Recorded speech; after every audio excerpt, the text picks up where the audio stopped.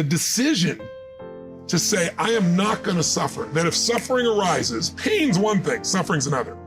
And the way you suffer is you focus on yourself. Right. Suffering comes when we obsess about ourselves, what we're getting or not getting, what we should have done, what others should have done for us. It's the me game.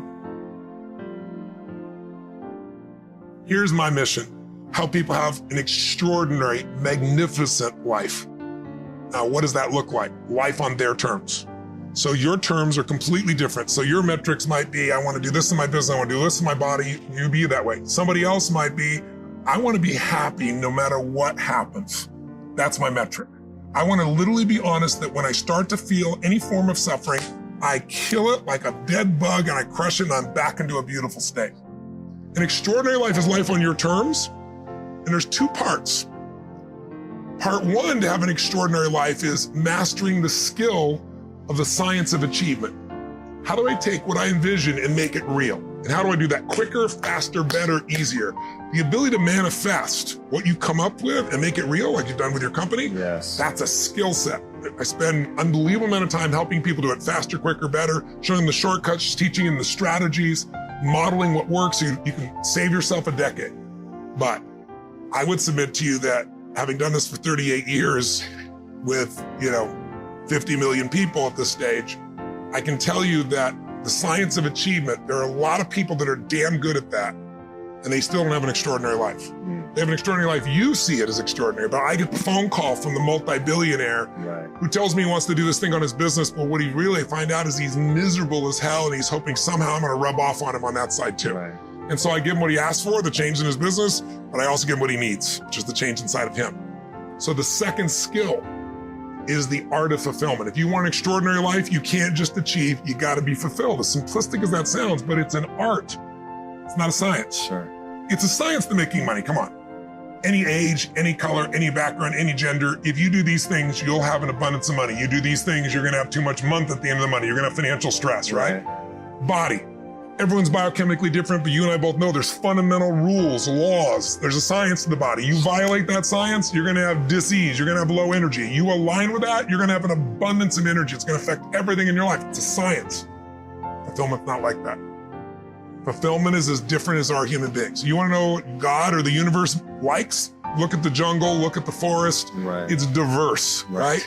So most people think, well, I wanna get that, because they've been modeling somebody else, and that might work on how to achieve something. It'll never work for what to fulfill you. How many people you know, like you, got what you thought you wanted and you weren't fulfilled? Right.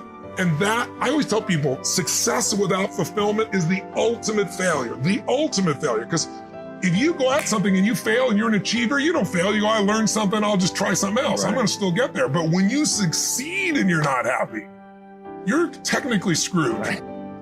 So if I had no other message to offer your viewers, and you let me give it to them right now, Please. I'll tell you what I believe. I believe our lives are controlled by one force, decisions. I certainly believe in force greater than myself, call it God if you will, grace, whatever you want to call it, the universe. But I also believe it gives us choices. And the decisions we make control us much more than the conditions we meet. It's not the conditions, it's your decisions. Decisions of what to believe, decisions of what to do, decisions of what to give. I say to people, think about, look back 10 years ago, 5 years ago, 15 years ago, and think of a decision you made. That if you would have made a different decision, you'd have a totally different life today. Better or worse, I don't know, but totally different. Right. In your case, if you'd stayed doing what you're doing, you'd have a lot of money and still been miserable, right?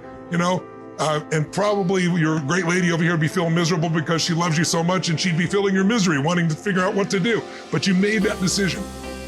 The most important decision you can make above any on the face of the earth is deciding that no matter what happens in your life, no matter what happens, you're gonna live in a beautiful state. What the hell does that mean? It means that you're not gonna suffer. It means a beautiful state is that you're gonna be happy, but that's only one. Or you're gonna feel creative, or you're gonna be passionate, or you're gonna be in awe of something, or you're gonna feel love. Any state that's a beautiful state is really the core essence of who you are without fear, right? All of our suffering as human beings, and I deal with people all the time, and without naming any names, people that have everything, by your point of view, most people's point of view, they have the fame and they have the love and millions of people love them and they have great economics, financial freedom, and they have homes and they have the fashion, they have everything, they're the shit. I can't tell you how many of them are miserable. The majority are miserable. I'm not bullshitting. I'm the one who gets the phone call from the vast majority. When I say miserable, they're so used to it, some of them don't even realize they're miserable, but most do.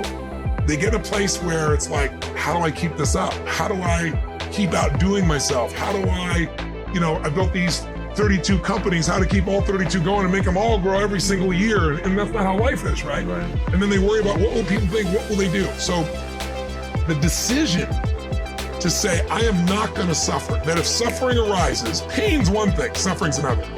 And the way you suffer is you focus on yourself. Suffering comes when we obsess about ourselves, what we're getting or not getting, what we should have done, what others should have done for us. It's the me game. You, my dear friend, and I say this with no blowing smoke, your primary core is a giver, which is why you're prospering. You're not the me. You're like, how do I give more, do more, share more, create more? How do we do a better job for our clients? How do we do a better job for our internal customers who work with us, our partners? Your entire life is that. That's why you're prospering and you're not feeling suffering. But when you do suffer, it'll because you're worrying about something in the future. How's this gonna happen? Will this come together?